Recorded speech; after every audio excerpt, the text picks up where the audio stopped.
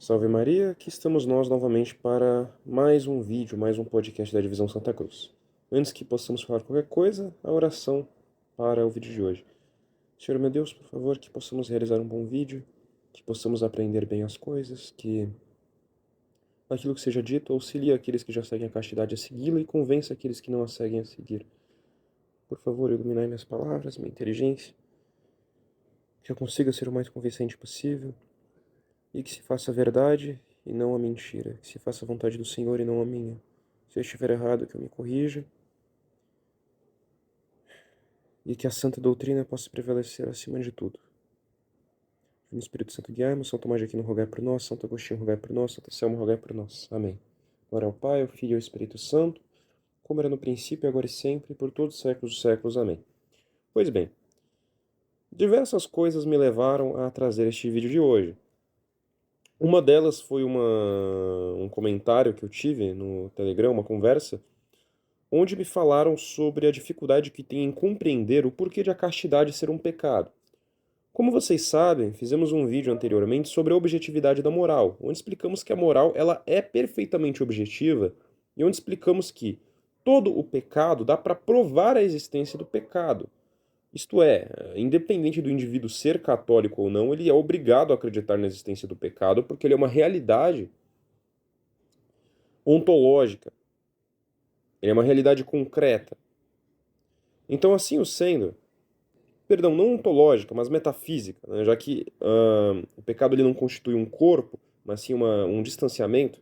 Bem, como tratamos da questão do pecado, podemos facilmente compreender certos pecados, sabendo, claro, que todos os 10 mandamentos provêm de dois mandamentos, que é amar a Deus acima de todas as coisas e amar o próximo como a si mesmo. Né? Já que amar o próximo coincide em amar a Deus, pois é a criação divina. Isto é, o segundo mandamento deriva do primeiro, e todos derivam do primeiro de certa forma. Então, todo pecado ele consiste simplesmente no afastamento de Deus. Então, em outras palavras, você tem um ato, e por meio deste ato você pode se desviar de um caminho que te ordena Deus. Esse ato sempre vai ser um ato que vai contra o amor divino, contra o desejo de Deus, e é possível demonstrar isso racionalmente, como já fizemos. Mas surge uma dúvida muito problemática. Podemos, por exemplo, demonstrar de forma cabal por que o assassinato é um pecado, né? Já que ele fere o próximo, e ferindo o próximo você fere uma criação divina, você fere a vontade divina. Da mesma forma, é perfeitamente compreensível, por exemplo, por que o roubo é um pecado, por que assaltar alguém não é lícito. Mas, como demonstrar que, por exemplo, o ato da masturbação é errado, ou demonstrar, por exemplo, que o sexo fora do casamento é errado? É possível demonstrar racionalmente que estas coisas são imorais, que incluem pecado, que vão contra a natureza, certos atos e dentre outras coisas? E a resposta é: completamente. É perfeitamente possível demonstrar, né? Mas para tal coisa, eu já devo antes adiantar que são necessários certos conceitos metafísicos prévios. Então, eu recomendo para aqueles que têm interesse em compreender o conteúdo aqui abordado e que sofrem também da mesma dúvida, que vejam o nosso vídeo da objetividade da moral, vejam os nossos vídeos sobre tomismo, sobre a existência de Deus, para que a partir disso possam ter uma boa compreensão. Outro vídeo que eu recomendo também são as provas de que existe o céu e o inferno, porque nele eu dou uma certa abordagem do pecado e de que forma o pecado ele pode condenar ou desviar a alma. Bem, eu já vou aqui mostrar qual que vai ser a estrutura do vídeo que vamos tratar. E primeiramente, eu vou tratar uma questão que eu sempre comento, mas eu vou voltar a comentar que é importante. Primeiro eu vou definir o que é o pecado. Já tratamos em vários vídeos, mas a repetição é sempre boa, não custa nada. O que é o pecado. Segundo ponto, sobre a derivação dos mandamentos, dos primeiros dois. Isso eu já fiz agora, no início, então não preciso mais tocar no tema, né? Uma análise do sexto mandamento e o que é necessário provar para demonstrar que é pecado transgredi-lo, né? E aqui eu tenho dois subtópicos que eu vou tratar quando eu for tratar esse tema. Depois, eu preciso falar do ágape e do eros, que são os dois conceitos diferentes de amor e a relação destes dois. E depois falarei da luta entre o ágape e o eros em um relacionamento, né? Então aqui eu coloquei explicar diferenças entre o pecado contra a natureza e o contra Deus, e como que o pecado que é contra a natureza é duplamente ofensa a Deus. Isto é, o pecado já é uma ofensa a Deus, mas o pecado que também vai contra a natureza é um pecado de ofensa ainda maior. Digo isso porque há pecados contra a castidade que envolvem pecado contra a natureza. E bem, prosseguindo. É possível haver eros lícito sem intenção de procriar? Isto é possível que haja qualquer desejo carnal sem intenção de procriar e este ser lícito? Isso seria pecado contra a natureza? Vamos analisar esta questão, né? Eu já adianto, claro, que a resposta é que não é possível. Não é possível que um ato sexual sem estar aberto para a procriação seja lícito, mas irei demonstrar isso racionalmente. Não adianta apenas que eu diga aqui, então aguardem o discorrer do vídeo. Depois aqui está. Discorrer sobre os pecados sexuais que decaem a natureza humana. Neste eu vou comentar justamente daqueles que vão contra a natureza, inclusive os mais polêmicos, inclusive os mais aclamados, inclusive aqueles que ganham um mês inteiro em sua proclamação. Depois, falarei da necessidade do casamento e o casamento sacramental. Então, eu vou falar do casamento, digamos, como algo pré-Novo Testamento, pré-Cristo, e depois falarei do casamento instituído como sacramento e por que existe uma necessidade destes, né, ou se há, né, uma necessidade desses, para que seja permitida uma relação. Porque muitos devem ficar em dúvida de, por exemplo, por que existe um rito, uma coisa que precisa concretizar a união entre dois humanos? E depois comentarei sobre a sociedade e a castidade como solução de muitos problemas. Eu irei demonstrar que, sociologicamente, a resolução da castidade resolverá uma quantidade de problemas absurdos na nossa sociedade. Absurdos, vocês não têm nem ideia do quão profunda é a transformação social que isso pode gerar. Mas bem, então vamos lá. Vamos relembrar. O que é o pecado? A Deus. O que é Deus? Deus é o bem supremo, é a máxima perfeição, é aquele cujo qual não há nada de maior, é aquilo que rege todo o universo e no qual todo o universo apenas pode agir por meio dele. Correto? Então, assim sendo, nós, como seres intelectivos, tendo livre-arbítrio, podemos ou não seguir a vontade divina. Qual é a vontade divina? Como saber qual é a vontade divina? Estando de acordo com Deus e com sua criação. Podemos determinar de forma cabal que tudo aquilo que afeta a criação afeta Deus porque vai contra aquilo que Deus designou, né? Então, por exemplo, o ato de odiar o próximo vai contra a vontade de Deus daquele próximo existir. Porque o que é o ódio? O ódio é não querer que aquilo exista. Ele é o total contrário do amor. Enquanto o amor ele deseja a conservação, o ódio ele deseja a destruição.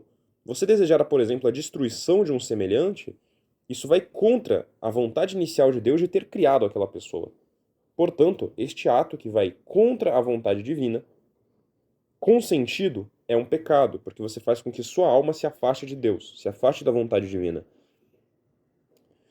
Então, assim o sendo, né, partindo desse ponto, devemos então pensar de que maneira, então, os pecados contra a castidade podem de alguma maneira nos afastar de Deus. Eu fiz uma enquete no Telegram e eu perguntei, né, para os nossos inscritos se eles seguem a castidade ou até mesmo se têm conhecimento. E eu fiquei muito surpreso porque quase metade das pessoas, dos seguidores, não seguem a castidade. E a castidade ela é algo obrigatório, ela não é algo opcional, né? E do mesmo modo havia também aqueles que não tinham compreensão sobre o conceito de castidade. Pois bem, vamos primeiro explicar o que é a castidade, em que consiste o sexto mandamento. A castidade, de forma muito geral, de forma muito simplista e de forma compreensível, ela consiste nos atos sexuais, na vontade sexual, no eros humano, condicionado de forma reta. Isto é, ele não pode ser desordenado, ele não pode ser animalesco. Ele não pode ir contra a vontade divina. Nisso, podemos listar, por exemplo, como pecados contra a castidade, né, que por consequência vão ser pecados contra Deus, por exemplo, a traição. Podemos também considerar nisso a masturbação, a pederastia e os atos contra a natureza. Podemos considerar nisto também a bestialidade. Podemos também colocar aqui, por exemplo, o sexo sem intuito de procriar, ele sendo feito apenas como um desejo de prazer, de uso do próximo. Todos esses podemos incluir como pecados contra a castidade. E isso pode, às vezes, soar um pouco estranho, porque a primeira objeção que nós iremos pensar vai ser: ora, como isso pode ser um ato contra o amor se foi feito por meio do amor? E é isso que iremos tratar. Mas antes, o que nós precisamos demonstrar para provar que aquilo que transgride a castidade é pecado? Primeiro, precisamos provar que é contra o amor ao próximo, e não que é um ato de amor. No caso, mais especificamente, contra o primeiro mandamento. Isso fere o primeiro mandamento porque ofende diretamente a Deus. E depois. Não, não, invertendo, me perdoe. É contra o segundo mandamento, porque ofende ao próximo. E a outra coisa que precisamos provar é que isto é um ato de desobediência a Deus, que já será contra o primeiro mandamento. Demonstrando estas duas coisas, podemos demonstrar cabalmente que transgredir o sexto mandamento é um pecado e que isso é uma realidade metafísica, uma realidade formal. Isto é, não depende de denominação religiosa. Se a pessoa já lhe foi provada a Deus, já lhe foi provado que existe céu e inferno, já lhe foi demonstrado que a moral cristã é a única que se ordena perfeitamente com estes conceitos, agora cabe também os conceitos aqui tratados para que ela os absorva. A série de vídeos que eu estou tentando fazer é justamente um prelúdio para o vídeo que eu farei, demonstrando que a religião católica, a Igreja Católica, é a única igreja verdadeira, é a única religião verdadeira. Só que para que eu demonstre isso é necessário que eu faça um grande panorama de diversos colorários. Então, todos os vídeos que estão sendo feitos com relação à moral, céu e inferno e tudo mais, é para demonstrar de que forma se entrelaçam os dogmas católicos com a razão e de que forma a razão exclui todas as outras religiões, porque elas transgridem e vão contra.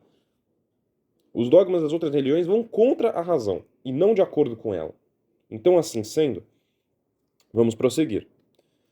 Para que nós possamos fazer a primeira discussão, que consiste em provar que os pecados contra a castidade vão contra o amor ao próximo, precisamos primeiro falar dos dois tipos de amor, do ágape e do eros. Então, para isso, eu vou dar uma breve introdução destes conceitos. Com a filosofia clássica, o amor ele era muito mais relacionado principalmente com eros. O eros, como o próprio nome diz, é o amor erótico, o amor carnal, o amor relacionado à carne e à animalidade, à alma animal do homem. Este amor ele também é incumbido de uma segunda característica, que não é apenas a característica erótica, mas a característica de possuir, de ter. Então, ele é um amor que consiste no domínio. Por mais que ele seja uma paixão sexual, ele também tem o desejo de ter, de tomar posse. Quase que como uma propriedade, quase que como uma autoridade em cima daquela coisa. Essa é a característica do eros. Agora, o ágape, por mais que conceito grego, este ganha um acentuamento muito mais grande com a advinda da escolástica e com a advinda da filosofia cristã. Justamente porque o ágape ele é um amor não de possuir, não de ter, mas o amor gratuito, o amor de sacrifício. Isto é, você não está fazendo aquilo porque você quer possuir a pessoa ou porque você obrigatoriamente quer ter uma resposta de volta. Você não precisa que aquele amor seja consentido. Você vai se sacrificar por um amor simples. E o maior exemplo que nós temos do ágape é o sacrifício de Jesus na cruz, porque ele não obriga os pecadores a acreditarem nele. Ele sabe que muitos não vão devolver esse amor, assim como o amor divino é assim. O amor divino do ágape, ele é um amor onde Deus se sacrifica, mas Deus não te obriga a amá-lo. Ele consente com o fato de que você pode simplesmente recusar o amor divino. Você pode escolher ir para o inferno, você não é obrigado a acreditar nele. Você não é obrigado a segui-lo, você não é obrigado a amá-lo. Então o ágape ele não possui essa característica de posse, mas ele possui, de forma muito plena, a noção de sacrifício. E vejam, se o sacrifício ele não consiste em um bem físico, já que a natureza do homem, a natureza animal, ela não gira por meio de sacrifícios. Ela gira apenas por meio dos instintos e das benesses. Apenas seria feito um sacrifício se este sacrifício proporcionasse uma maior condição de felicidade corporal, alegria corpórea. Então, assim sendo, se este vai contra esta alegria corpórea, podemos determinar: o ágape está relacionado a uma condição espiritual do ser humano, na medida em que o eros é uma parte carnal. Todo o ser humano, o homem, ele possui o seu eros, pela sua parte animal, e ele possui o seu ágape. O eros, ele poderá se relacionar com diversas paixões do homem, inflamá-las de diversas formas. Mas o ágape, muitas vezes, ele pode entrar em contradição com o eros. E é neste sentido em que o pecado contra a castidade consistirá. Porque ao realizar o eros de forma que ele vá contra o ágape, isto é, ao realizar o amor de uma forma de posse, de uma forma carnal, de maneira tal que isto já não seja um amor real, intelectual ao próximo, então este vai constituir em pecado. Mas afinal, o que é o amor intelectual ao próximo? O amor intelectual ao próximo, o amor do ágape, é um desejo de conservação. Você quer o bem para aquela pessoa, independente se ela gosta de você, independente se aquela pessoa te acha uma pessoa legal. É o amor cristão.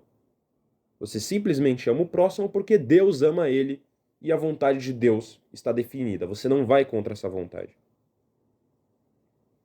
Então o ágape, ele está além do eros.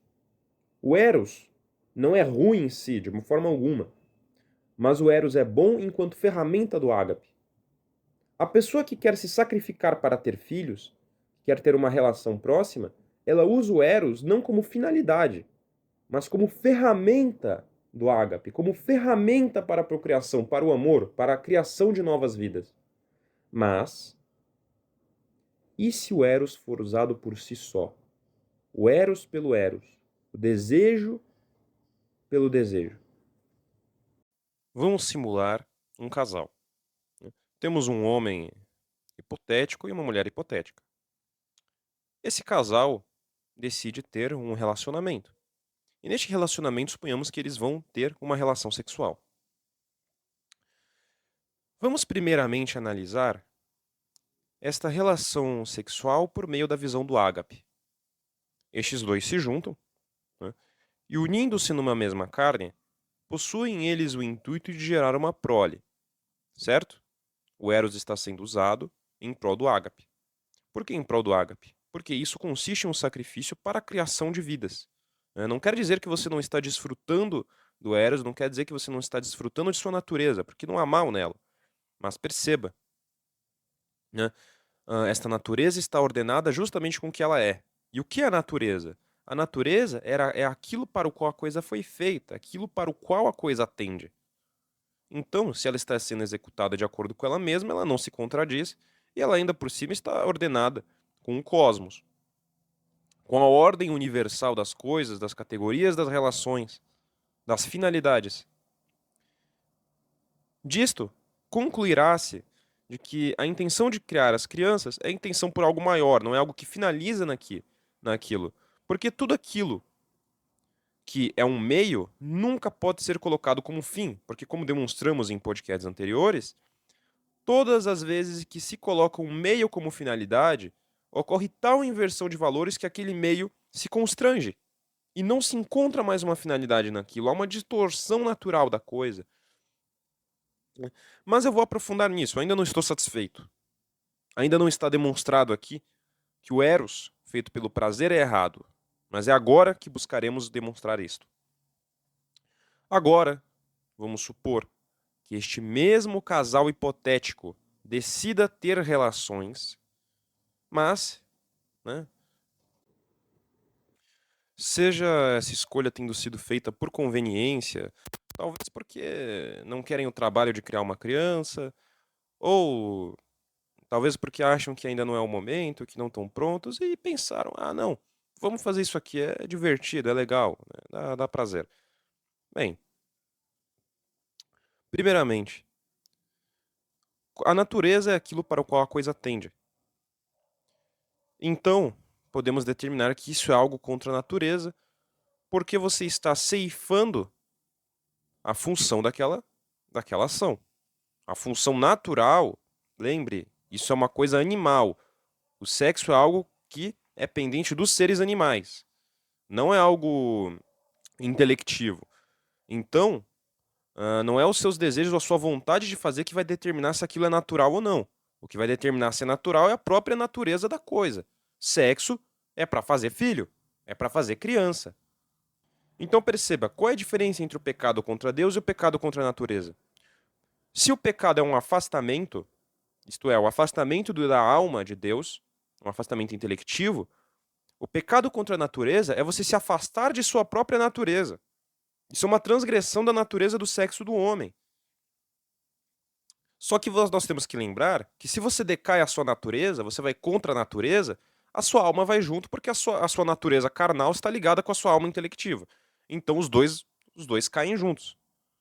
Uma coisa está inteiramente ligada à outra, não tem como separar isso, já que a alma, ela se dá justamente pela substância do físico com o intelectivo enquanto você é vivo.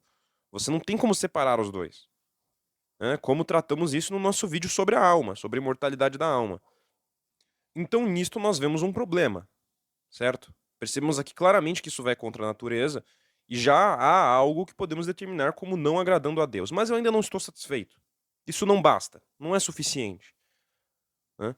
Ah, Isso, claro, demonstra que há uma inaturalidade, demonstra que não é algo lícito, mas eu não estou satisfeito. Eu quero demonstrar de forma mais cabal isso aqui. Então, eu quero refletir sobre como Eros se relaciona com Ágape nessas relações. O casal ele possui um grau de relacionamento, uma certa amizade. Esta amizade, num casamento saudável, ela se dá justamente pelo ágape, porque é o sacrifício que vai determinar a união dos dois. Na saúde e na doença, os dois têm que estar se apoiando. Não é apenas nos bons momentos, não é apenas pelos momentos prazerosos, mas é um sacrifício mútuo. É um sacrifício mútuo. Nesse sacrifício mútuo, nesta amizade, nós precisamos perceber o seguinte, né? Quanto mais um casal executa o ágape, quanto mais eles se sacrificam um pelo outro, melhor é a união, a amizade e o amor mútuo, pois o ágape é superior ao eros. O eros, ele é apenas um amor animal. Ele apenas se torna um amor intelectual real quando ele está unido ao ágape. Se ele não está unido ao ágape, ele não tem o acrescento do amor intelectivo. E o amor intelectivo é o único que está ligado diretamente com Deus. Então perceba, o que vai unir o casal em uma vontade divina, em algo maior, em algo mais elevado, é o ágape. O eros apenas se estiver determinado ao ágape, porque o ágape é superior ao eros. Agora, se por via das dúvidas este casal decidir realizar apenas o eros, qual será a consequência? Primeira consequência, eles vão rebaixar a sua natureza, e neste ato de rebaixar a natureza, pela primeira vez que este casal se relacionar desta forma incorreta e ilícita, um verá o corpo do outro como um meio de prazer. Se romperá o ágape, porque aquilo não é um sacrifício, aquilo não é um ato de amor conluio. A paixão que vai sair daqui é apenas uma paixão movida pelo eros. Então suponhamos que eles executem aquilo e após aquilo pensem que estão mais próximos. Eles estão mais próximos sexualmente, não de corações unidos. A consequência disso é que eles podem estar mais próximos corporalmente, mais próximos em questão das substâncias que eles irão exalar, da forma como o comportamento físico irá exalar, mas no momento em que aquilo acabar, no momento em que a chama da paixão corpórea acabar, eles vão perceber que não estão se dando bem e não vão entender por quê. Porque as suas almas já não estão mais ordenadas.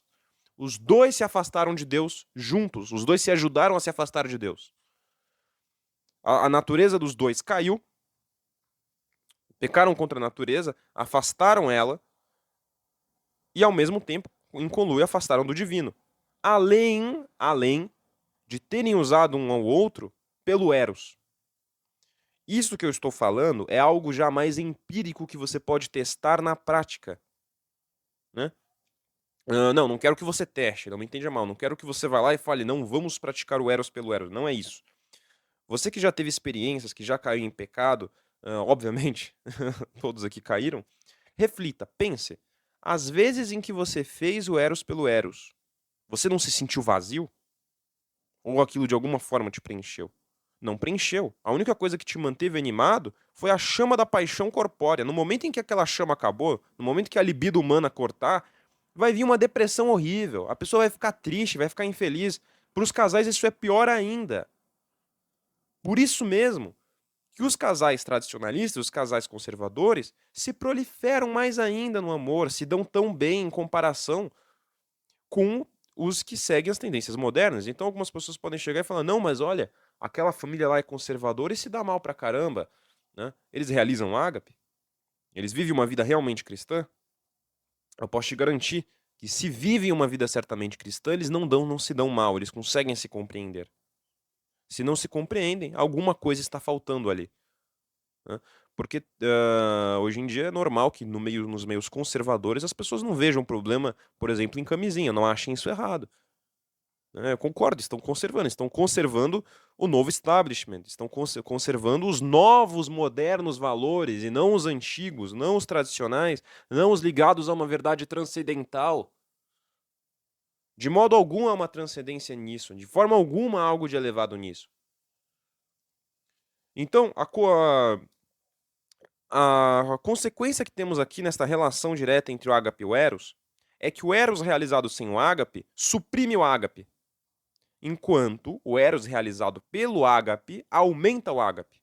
O relacionamento do casal vai melhorar se o eros for feito por uma causa maior, for feito de forma aberta, de forma natural. Então vamos retomar aquela coisa, né? Coisas que precisávamos demonstrar para mostrar que transgredir a castidade é pecado. Primeiro, estava aqui, provar que é contra o amor ao próximo. Como o eros pelo eros diminui o amor para o próximo, ele substitui aquela paixão que deveria estar no sacrifício por uma paixão carnal, na mesma medida que contradiz a natureza, porque é feito apenas pelo prazer. Temos aqui um duplo pecado. Este pecado vai contra o segundo mandamento, que é amar o próximo como a si mesmo. Isto já não é amor, é uma perversão dele. Ou melhor dizendo, você está permitindo que um desejo baixo fique na frente de um desejo mais alto. Isto de forma alguma é aceitável. E por isso, podemos aqui demonstrar que é pecado, vai contra Deus, condena a alma o ato de colocar o eros acima do ágape, o ato de transgredir esta regra e amar por amar. Amar não com a alma, não com o espírito, não com o amor genuíno, com a amizade, mas com o desejo carnal.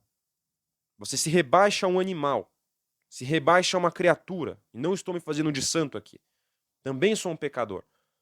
Mas o ponto é, não podemos de forma alguma não tratar da questão da castidade como algo essencial. Nós que somos católicos, todos nós somos chamados a seguir a castidade.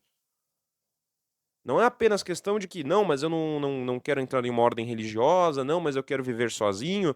Se você não pretende casar, castidade. Pretende casar? Castidade. Quer ser um sacerdote? Mais castidade ainda. Ela não é algo separado da sua vida cristã de modo algum. De modo algum. E pois bem, né? Até o momento eu falei de uma forma relativamente laica para que aqueles que não são católicos possam compreender por que isso consiste em uma desaproximação de Deus, né?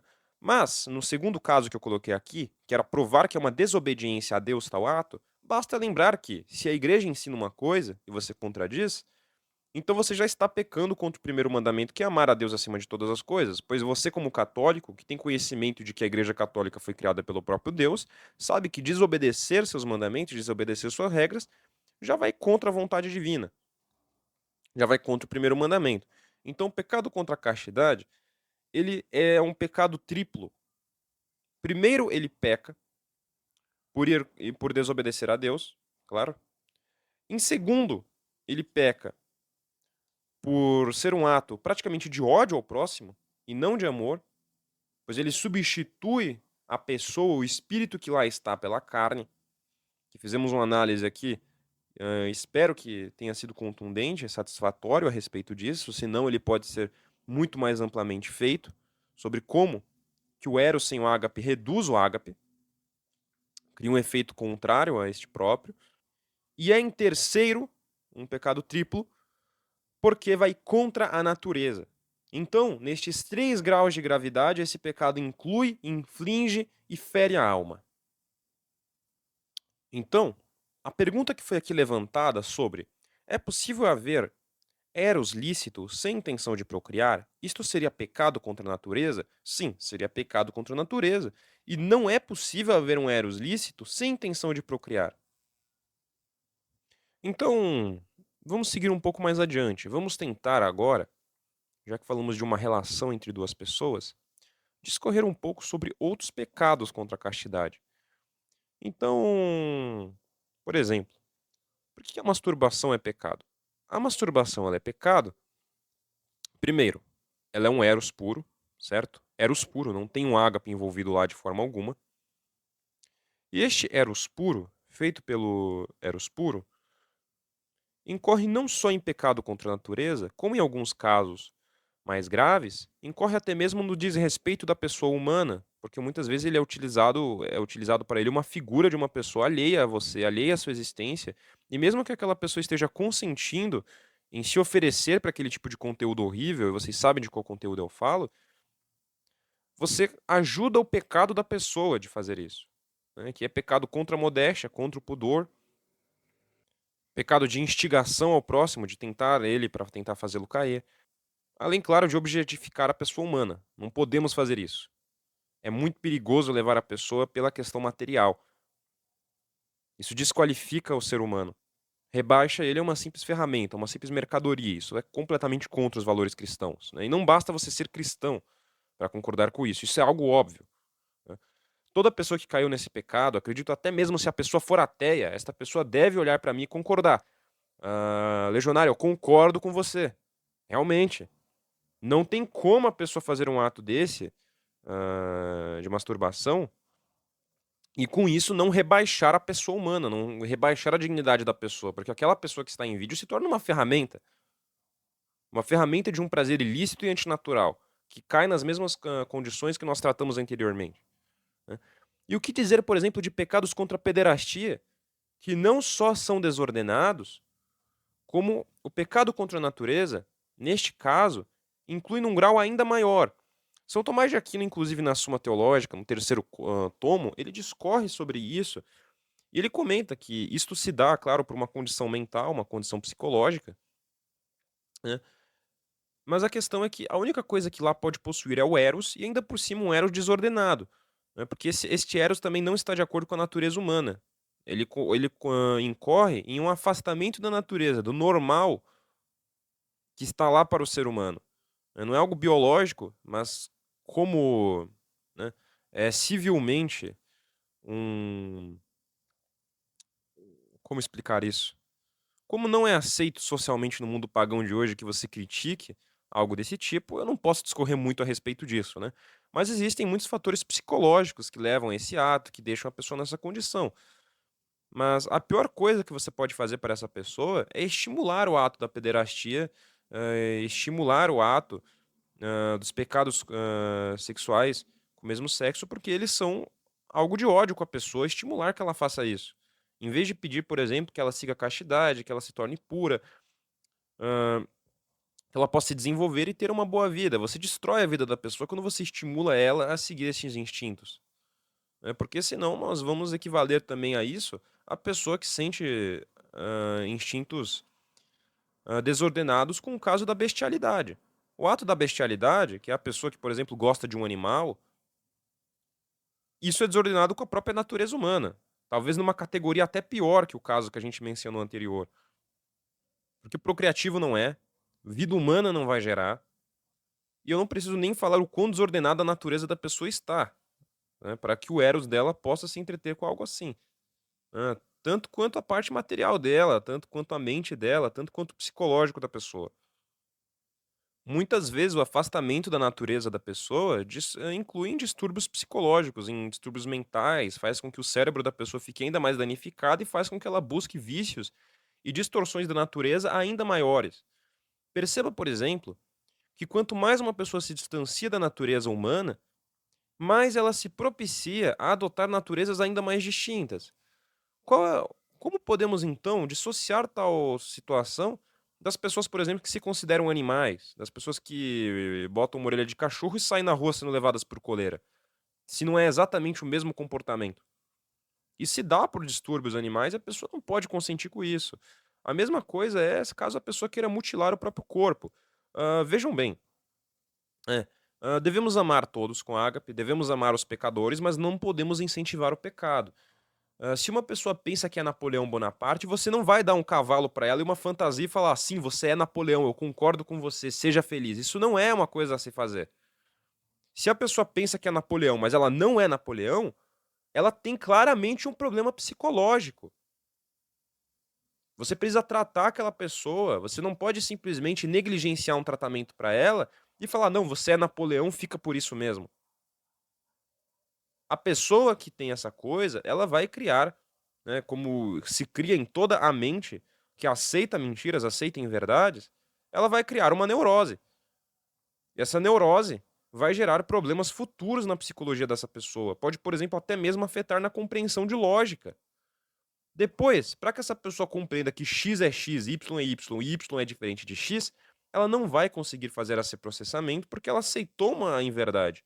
Se a pessoa aceitar que x é diferente de y ou que x é igual a x, ela vai estar caindo uma verdade absoluta, e essa mesma verdade absoluta vai ceifar o conto de fadas da pessoa de que a pessoa é Napoleão Bonaparte. Então, isso condiciona a pessoa a problemas mentais piores do que esse que a pessoa já vai ter. Então não é amor você chegar para a pessoa e incentivar a loucura dela. Se a pessoa pensa que ela é um cachorro, não, ela não é um cachorro, você não é. Eu vou te ajudar, eu vou te dar tratamento. Essa é a forma de proceder. A partir de que momento nós começamos a aceitar que as pessoas entrem em loucuras? Existiu uma época, ao menos, em que as pessoas que sofriam de problemas psicológicos eram tratadas, mas agora nós vamos aceitar como algo natural que a pessoa tem um problema, em vez de querer curar ela, em vez de querer resolver o problema que ela tem. Isso é desumano. Isso é doentio, não tem amor nenhum nisso. Você vai pedir para a pessoa se orgulhar de algo assim, em vez de tentar resolver o problema dela? Isso é equivalente a você chegar para uma pessoa que sofre, por exemplo, de bulimia e falar: "Não, você é normal, tá tudo bem você ter bulimia. Viva a sua vida vomitando comida". E então você vai criar a bandeira da bulimia. Você cria a bandeira da bulimia e fala: "Olha como é belo, você não precisa se tratar, essa é a sua enfim. Um humano não é um cavalo marinho, um cavalo marinho não é um cavalo normal, um gato não é um cachorro. Existem diferenças de espécies, existem diferenças de ordenação, existem diferentes categorias. A organização do cosmos, ela possui uma objetividade movida por leis e regras. Não podemos contradizer essas regras achando que isso vai fazer bem para a pessoa. Veja, eu compreendo.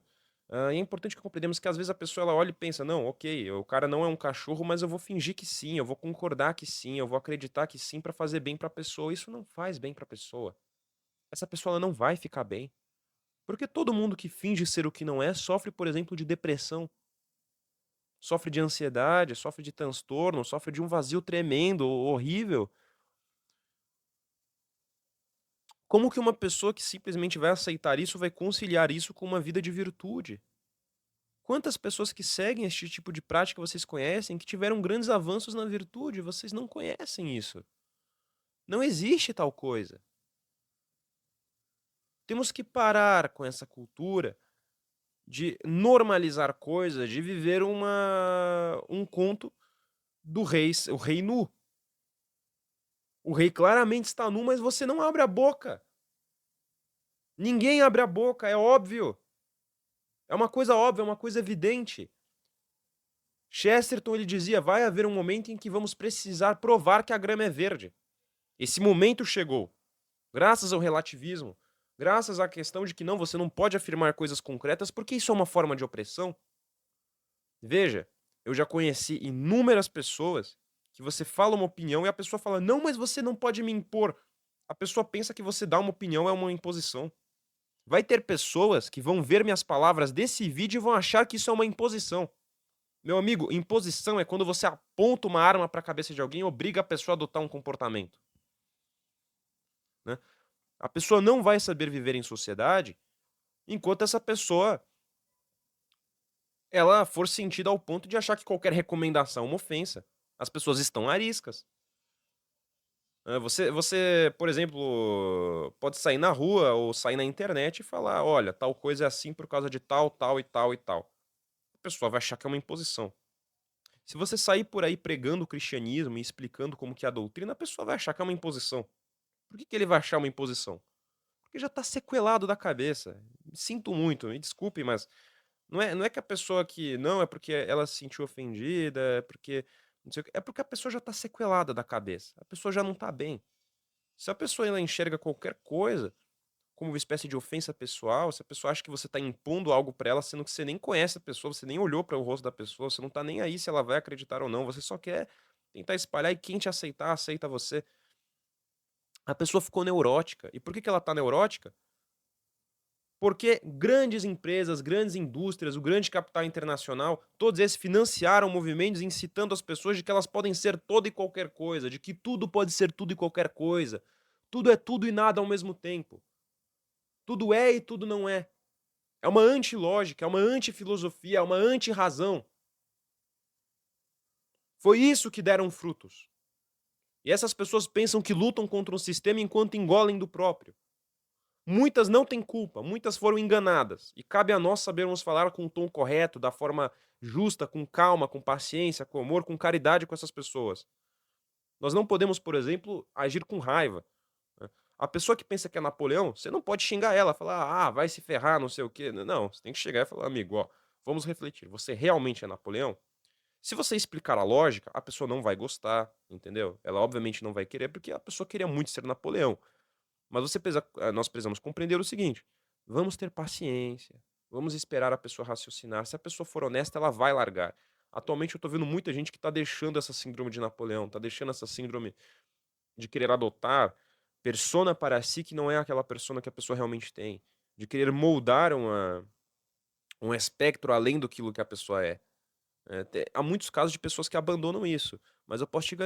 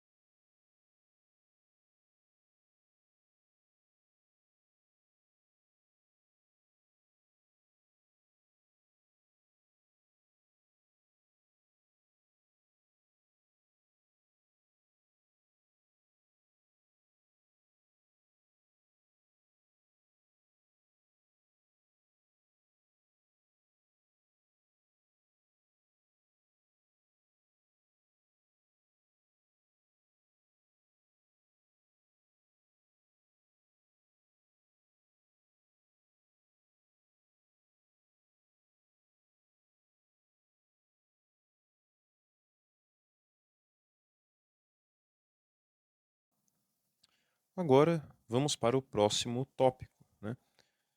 Que é o da necessidade do casamento e o casamento sacramental. Então, bem, com casamento aqui me refiro ao casamento civil ou uma união, um rito para essa união. Devemos lembrar que o casamento ele existe antes do advento do cristianismo, ele existe muito antes, só que ele apenas não era um sacramento, né? Então, eu não vou tratar unicamente dele como sacramento, eu preciso falar da outra característica dele para que se possa compreender o seguinte aspecto, né?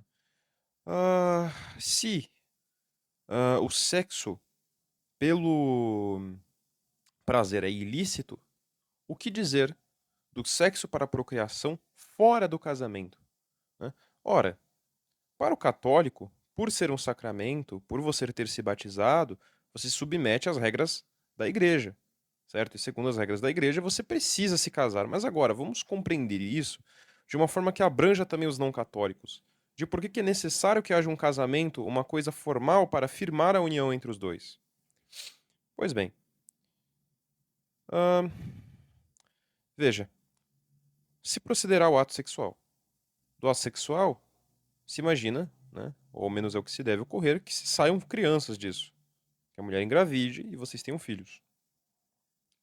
A união dos dois, do homem e da mulher, não se pode dissipar de forma alguma durante a criação dessa criança. Justamente porque esse dissipamento vai destruir e vai deixar a criança zoada da cabeça, né? Isso atrapalha na formação psicológica dela, atrapalha no crescimento, atrapalha porque ela precisa ter tanto um exemplo masculino quanto um feminino. Ela precisa ter uma noção dos dois polos. Se você, por exemplo, retira o pai, a criança ela pode não ter uma noção ao certo do que é um homem. Ela pode, no caso do homem, né, quando o homem cresce sem o pai, muitas vezes pode ocorrer, por exemplo, dele ficar afeminado, ou pode ocorrer, por exemplo, de ele ter depressão, ele ter problema em questão de lidar com coisas que uma pessoa que teve a presença paterna saberia lidar. Da mesma forma como o homem, quando, por exemplo, não tem a mãe, tem a falta da mãe, ele tende a ser agressivo. A mulher, os efeitos são outros, né, da falta do pai e da mãe. A falta do pai é igualmente grave, geralmente isso vai gerar em uma carência muito grande que ela vai tentar suprir por meio de relacionamentos ou até mesmo pelo eros. Justamente porque a falta da afetividade paterna, ela vai tentar ser suprida por meio do instinto do ser humano de precisar receber atenção. E isto, tanto no homem quanto na mulher, tem consequências gravíssimas, porque as atitudes delas em relação a amizades, em namoros, vão exigir muitas vezes uma relação descomunal, uma relação não de acordo com o natural, com o que realmente deveria ser, mas de acordo com algo que apenas está tentando suprir um trauma, suprir uma necessidade fisiológica que não foi suprida na infância. De tais coisas se deriva a gravidade do divórcio. No mais, o divórcio também é grave porque a pessoa que já teve uma relação sexual com uma terá dificuldade para ter com uma nova pessoa porque jamais se esquecerá da conexão que fez com a anterior, pois a conexão sexual ela cria uma união espiritual e carnal praticamente indissolúvel, que ela fica na memória. Além de que o passar de muitos relacionamentos desenvolve síndrome de Dom Juan, onde a pessoa ela não consegue ficar num relacionamento fixo sem precisar sentir uma necessidade descontrolada e desordenada de ter relacionamento com outras pessoas.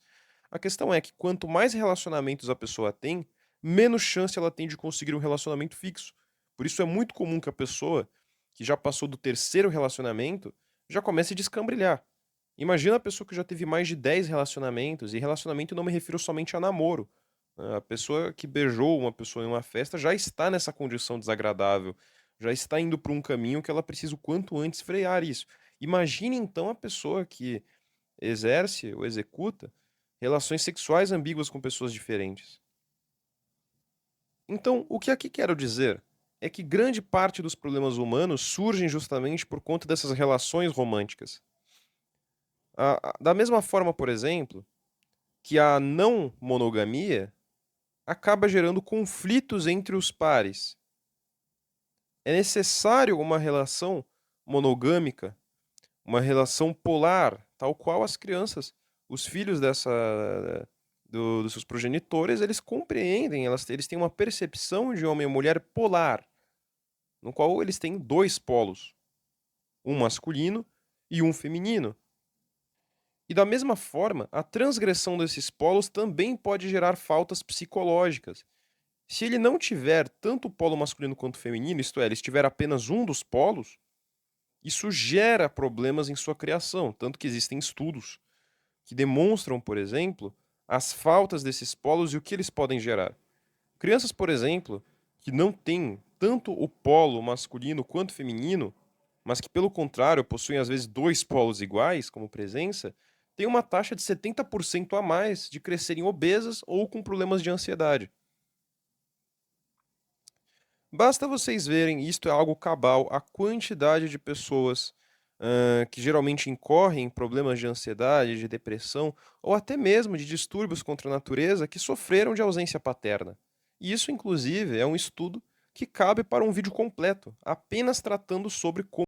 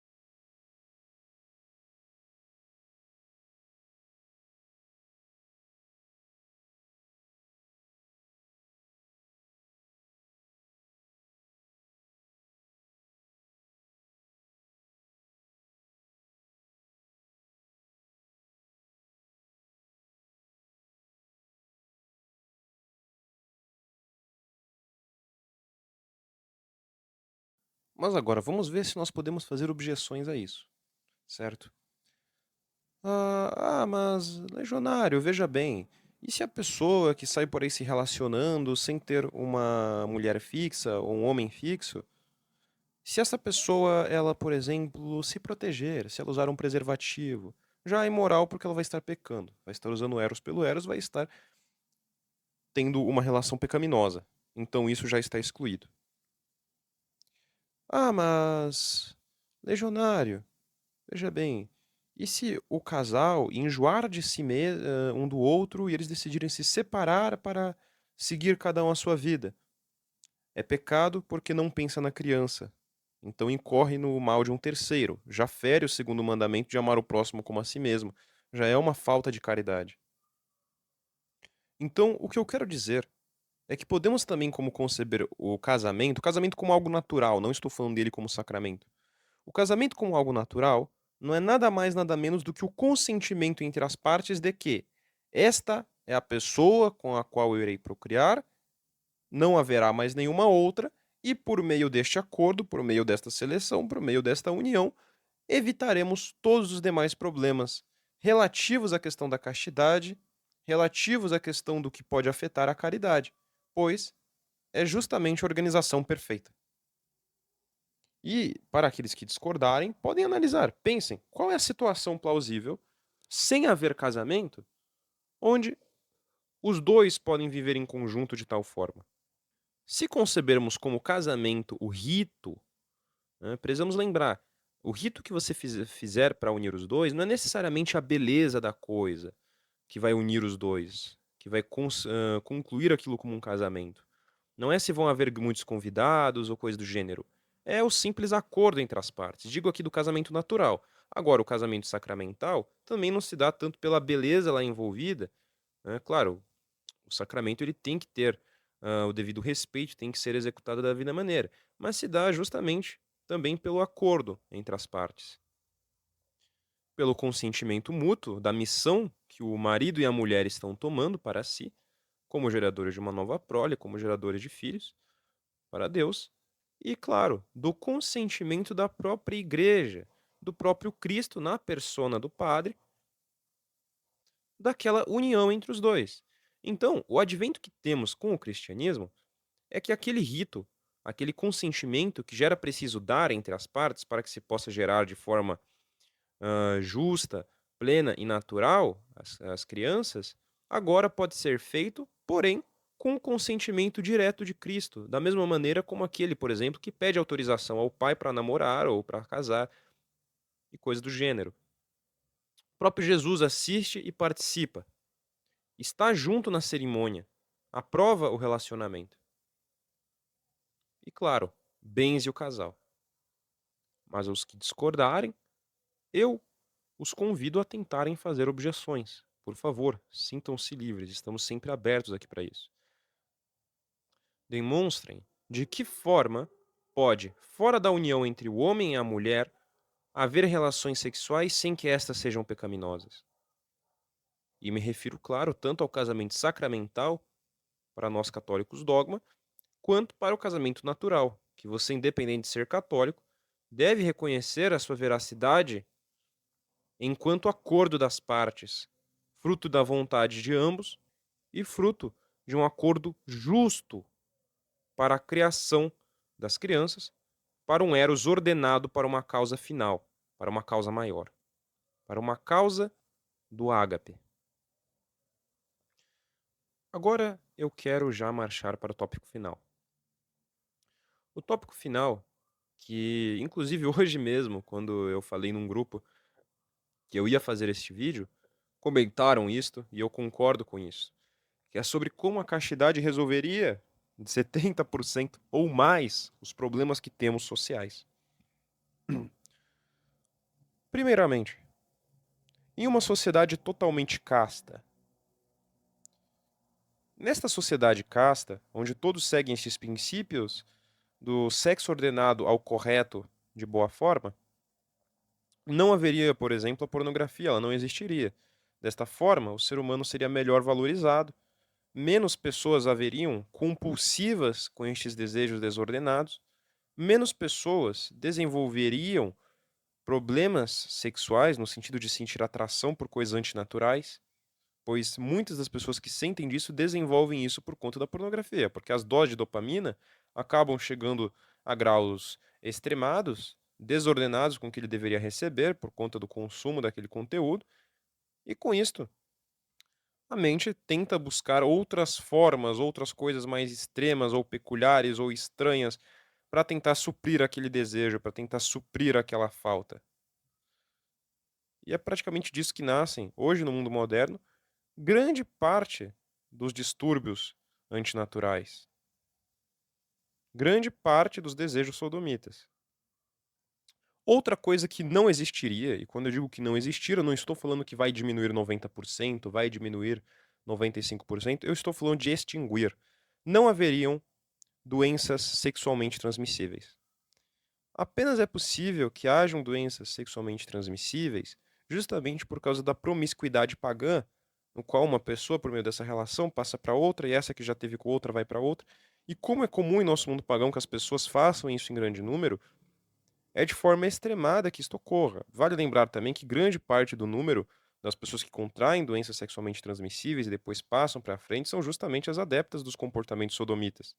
E como a pessoa que pratica a castidade não pratica a sodomia, não pratica tais atos, esta pessoa ela não tem como contrair de modo algum as doenças sexualmente transmissíveis. Então elas são frutos justamente da falta de castidade. O homem e a mulher que são virgens, que nunca antes tiveram uma relação sexual e pela primeira vez vão ter, é impossível que os dois peguem uma doença sexual. Os dois têm histórico limpo, os dois têm ficha limpa. E é por isso que há também a necessidade da conservação da virgindade até o casamento. Isto é, não tem apenas a questão moral que nós tratamos, apenas a questão metafísica, mas há embutida também a questão social, a questão da própria saúde da pessoa.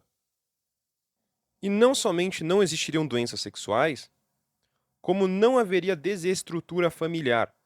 Esta coisa que você tem de não ter pai ou não ter a presença materna por conta do divórcio, mãe solteira, isso não existiria. Simplesmente não existiria. Pega, por exemplo, o exemplo de Portugal de Salazar. Não podia divórcio lá.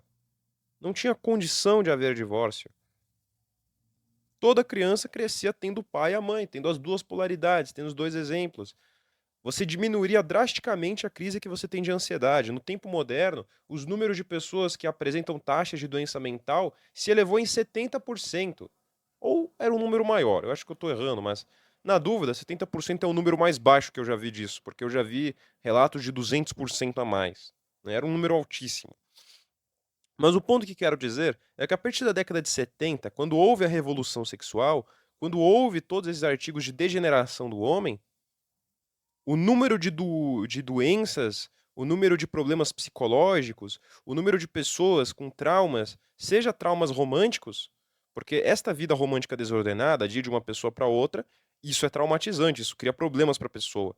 E não estou falando de tristeza por amor não correspondido, não é disso que eu estou falando. Estou falando justamente das sequelas pelo amor desordenado. Mais um ponto importante: o número de abortos no mundo diminuiria de forma drástica, porque você não teria pessoas engravidando e depois não querendo ter e assassinando a pobre da criança. Justamente porque se a pessoa segue a castidade, ela vai procriar para ter filho, ela não vai procriar para outra coisa.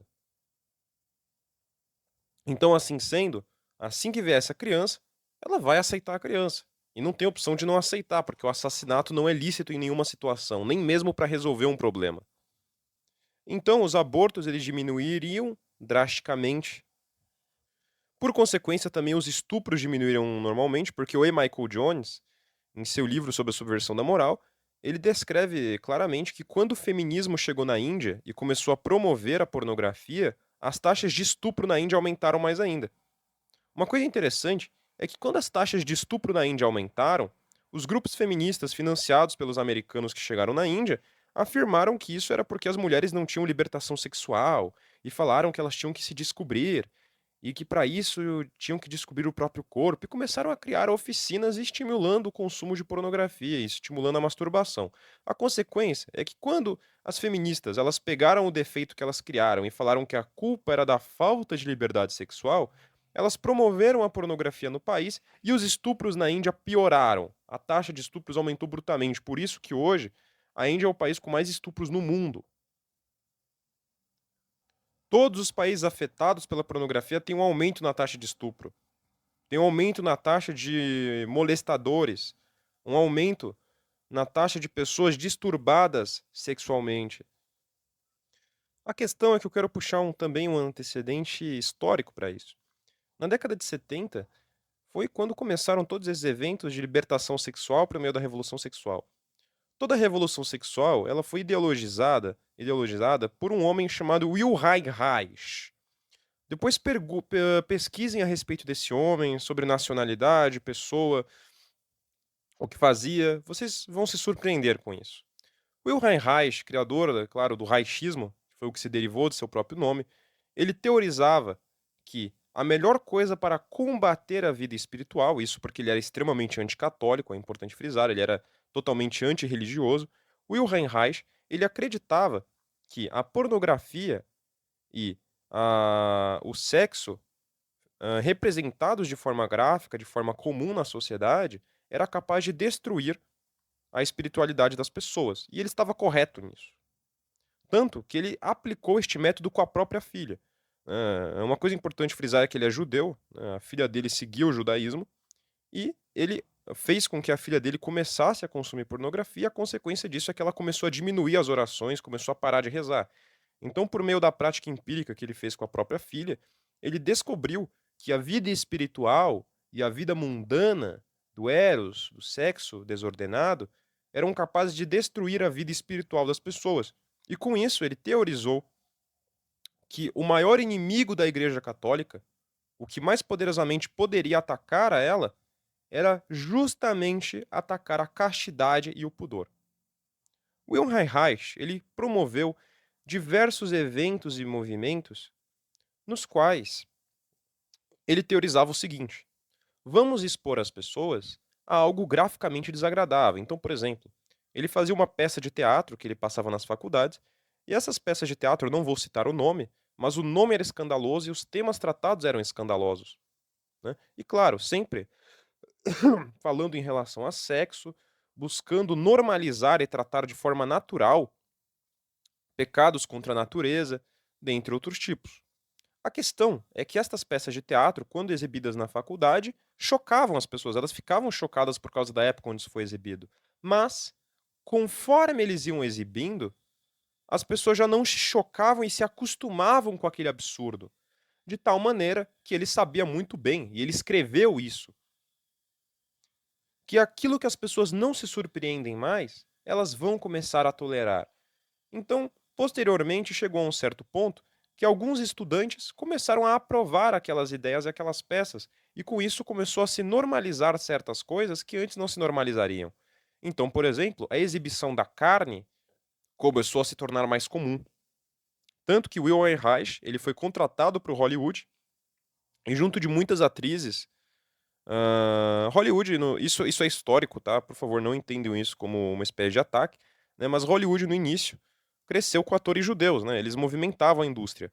E esses atores, muitas vezes, eles faziam acordo com o Wilhelm Reich, de modo a que começou-se a se exibir em Hollywood cada vez coisas mais apelativas, que tentavam mostrar mais o corpo feminino como uma forma de chamar público, porque Hollywood, naquele período em específico, onde Reich começou a atuar, estava num período de declínio.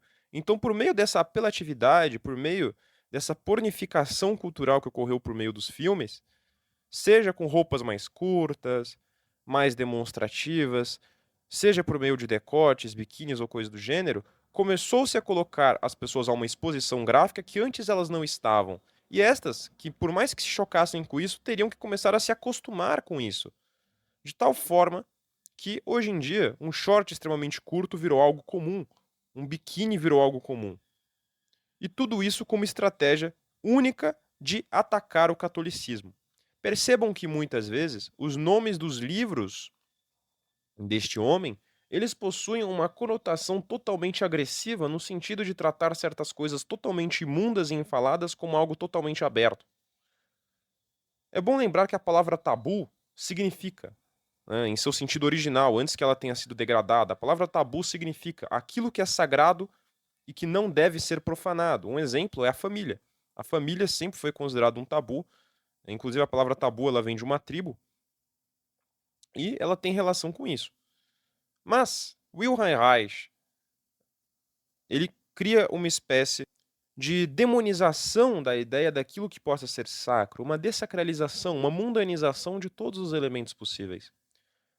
O raichismo ele foi o que influenciou a indústria americana, a indústria de comércio e bens, para que eles tomassem um aspecto totalmente pornificado em todos os aspectos sociais possíveis, de tal forma que qualquer coisa que assistamos na televisão, seja aberta, seja em filmes, seja às vezes em animações, até mesmo animações tomaram esse aspecto, possuam uma influência nociva, uma influência totalmente voltada a quebrar os seus padrões de limite, que faça com que você não se escandalize mais com esses absurdos. Então, quando vocês veem que cada vez mais as coisas que eles falam são mais escandalosas, mais absurdas, lembre-se, isso vai se tornar comum. Como que pode no dia de hoje as feministas saírem nuas na rua ter se tornado algo tão comum? Por que que nós não nos escandalizamos mais com isso?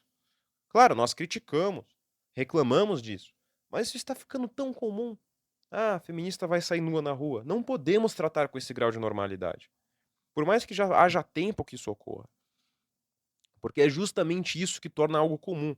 Perceba, o raichismo, ele se enraizou no feminismo, ele se enraizou nas faculdades, ele se enraizou em tudo quanto é consumo. E ele foi criado justamente para atacar a Igreja Católica, justamente para atacar essa moral. Então, você que é feminista e segue essa coisa de que não, porque o feminismo é o que vai salvar a mulher, não sei o quê. Sim, vai salvar tanto a mulher que aumentou a taxa de estupros na Índia, é o responsável por assassinar milhões de crianças anualmente. Vamos agradecer a Planned Parenthood, que mata por ano milhões e milhões de bebês, justamente por conta disto. Se hoje em dia você tem muitas mães solteiras e elas estão sem o pai, aí estão os frutos de terem atacado a moral católica, a moral cristã. Com que moral vocês pretendiam construir uma civilização se vocês atacaram a única que construiu a civilização ocidental? O feminismo odeia a mulher.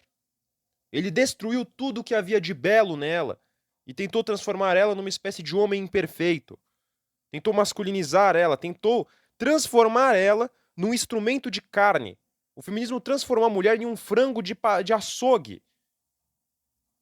E ainda tem mulher que cai nisso. Ele convence a mulher de que não, olha, você vai usar um shortinho, você vai se empoderar. Você acha que o cara que tá andando na rua não comemora quando vê a mulher fazendo isso? O cara que é um maníaco sexual, que ele não comemora quando ele vê a mulher fazendo uma absurdidade dessa, de mostrar o corpo como se fosse um pedaço de carne? Percebe a degeneração mental que isso causou? Mas, se queremos combater tudo isso, devemos primeiro nos policiar, como já tratei anteriormente. Então, vamos rezar, vamos buscar evoluir na espiritualidade, buscar ajudar nossos amigos, jamais apoiar eles nessas coisas. Então, às vezes, se você tiver uma amizade que tiver esse costume de ficar se relacionando com várias mulheres ou coisa do gênero, ou às vezes você tem uma amizade, uma amiga que faz isso, não apoie.